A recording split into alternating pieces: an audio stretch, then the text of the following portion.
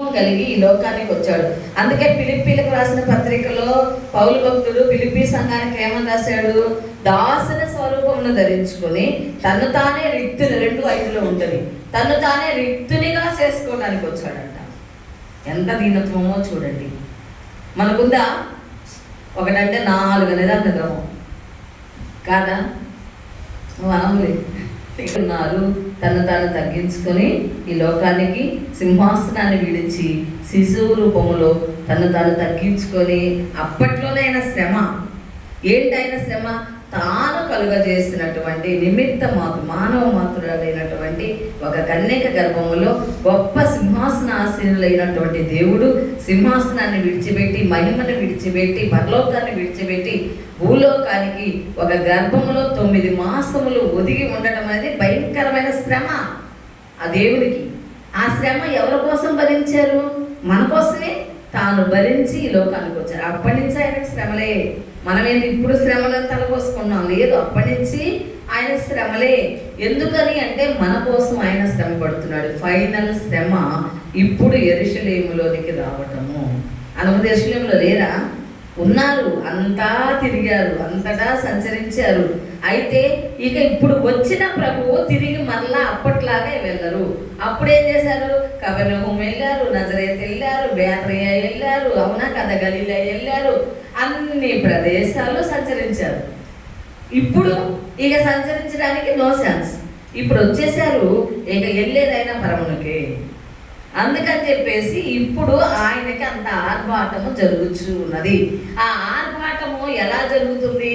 మట్టలతో బట్టలతో సమర్పిస్తూ ఉన్నారు. కాబట్టి అక్కడ శిష్యులు వాళ్ళ యొక్క దీనత్వము, ప్రభు యొక్క దీనత్వానికి తగ్గట్లుగా శిష్యులు వారిని వారు తగ్గించుకొని ఆయన మాటకు లోబడి ఏం తీసుకొచ్చారు?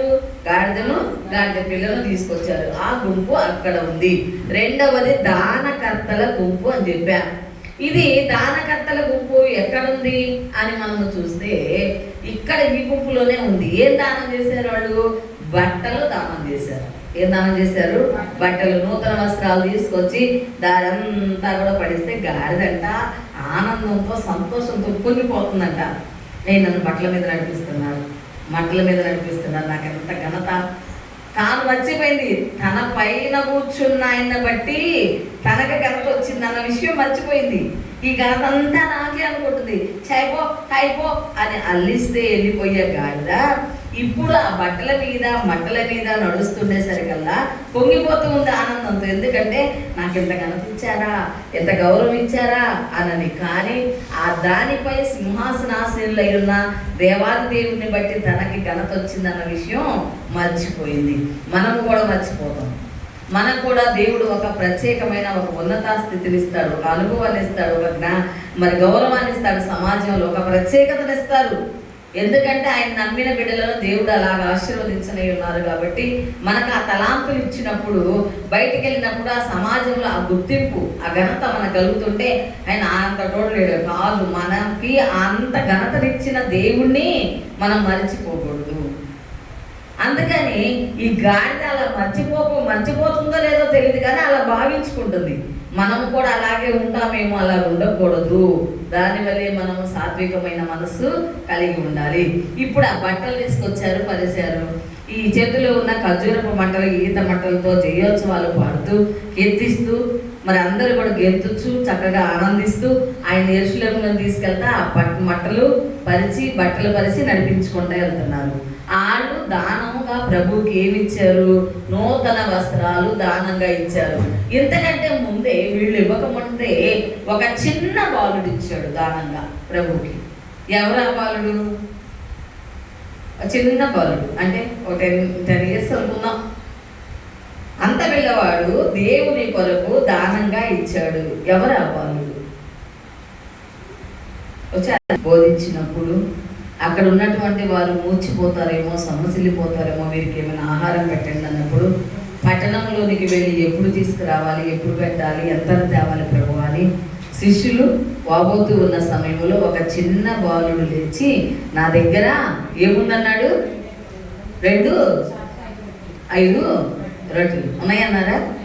అంటే అక్కడ ఉన్న వారిలో అలా ఉన్నవారు లేరంటారా మీరు? బైబిల్ గ్రంథంలో మనకు ఒక మాట కనబడుతుంది, ఇంచుమించు 5,000 మంది తిన్నారు, 12 గంపలకు ఎత్తారు అని మనకు కనబడుతుంది. అవునా కదా? ఇంచుమించు 5,000 మంది తిన్నప్పుడు అక్కడ పిల్లల లెక్కేయలేదు, స్త్రీలను లెక్కేయలేదు. ఇప్పుడు తల్లి వస్తే పిల్ల రావా? ఒక పిల్ల వస్తుందో 2 పిల్లలు వస్తారు. ఎంతమంది పిల్లలు వస్తారు అనేది ఆ తల్లికి ఎంతమంది పిల్లలు ఉంటే అంతమంది వస్తారు. మరి వాళ్ళు లెక్కకి రాలేదుగా. ఇప్పుడు ఆ పిల్లలు తెచ్చుకునేటప్పుడు ఆ తల్లి పిల్లల కోసం ఏం తెచ్చుకోదా? మీరు తీసుకోపోదమ్మా, తెచ్చుకొస్తారుగా. బిస్కెట్లు, చాక్లెట్లు ఏవో తెచ్చుకుంటారు, రొట్టెలో ఏవో తెచ్చుకుంటారు.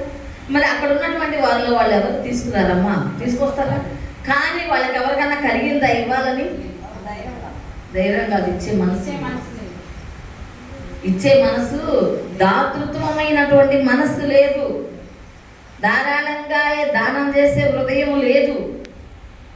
అందుకని ఎవరు దాతృత్వం చేయలేకపోయారు. కానీ పసివాడైనా కానీ నా దగ్గర ఏముంది, మా అమ్మ నాకు సర్దిగట్టి పంపించింది, అది ఉంది.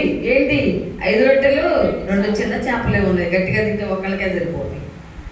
వాళ్ళని అవి తీసుకొచ్చి ఇదిగో అని ఇచ్చినప్పుడు ప్రభు అని ఎంత ముసిపోయి ఉంటారు. నిజంగా మనం చూడలేదు కానీ ఆయన ఎంత ఆనందించి ఉంటారు. ఎందుకంటే పరలోక రాజ్యం చిన్నపిల్లలది అన్నాడు దేవుడు. వాళ్ళకి ఏ కపటము తెలియదు, ఏ స్వార్థము తెలియదు. వాళ్ళకి నిష్కపటమైన గౌరవం లాంటి మనస్సు కలిగి ఉంటారు. అందుకని చెప్పి ఆ బాలుడు దాతృత్వంగా ధారాళంగా ఇవ్వగలిగాడు. అలాగా ఇచ్చినప్పుడు వాటిని ఏం చేశారు? ఆశీర్వదించి కృతజ్ఞతాస్తుతులు చెల్లించి, అలా చెల్లించి ఏం చేశారు?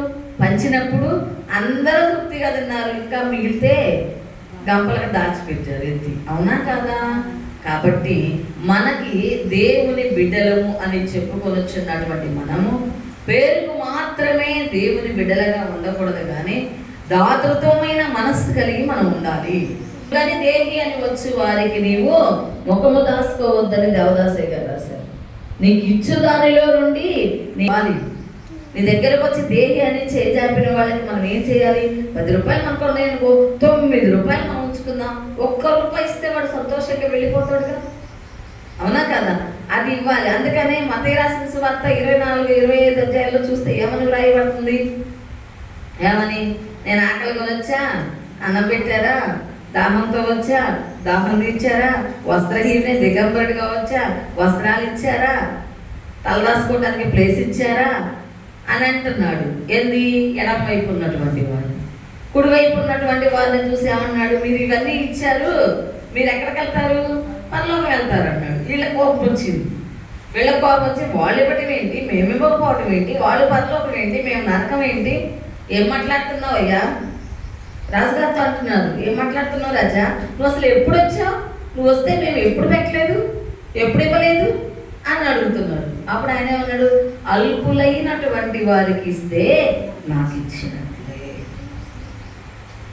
మరి అల్పులు ఎంతమంది? ఉదయం లేస్తే సాయంత్రం మనం అనుకుంటాం, ఒకసారి విసుక్కుంటాం, పొద్దున్న లేసిన కానీ వస్తానే ఉన్నారు, ఎంతమంది కరెస్తామని అనుకుంటాం. అవునా కాదా? ఆ మనసు వస్తుంది, ఆటోమేటిక్గా మనసు వస్తుంది. కానీ అంతమందికి ఇవ్వలేకపోయినా కనీసం ఒక్కరికైనా ఇద్దరు. ఇప్పుడు ఉపవాస ప్రార్థనలు వచ్చినాయి, భోజనం మానేస్తున్నారు, 1 పూట 2 పూటలు మానేసే వాళ్ళు ఉన్నారు, 1 పూట మరి మీ బియ్యం అని ఏం చేస్తున్నారు? దాచిపెట్టుకుంటున్నారా? పనిలోకి కూడా ఎత్తుకెళ్ళిపోతారా? మరి ఏం చేస్తున్నారు? మీరు తినవలసిన ఆ పూట బియ్యనే, ఆ గిద్దెడ బియ్యం ఏం చేస్తున్నారు? ఎవరికన్నా దాతృత్వం కలిగించారా?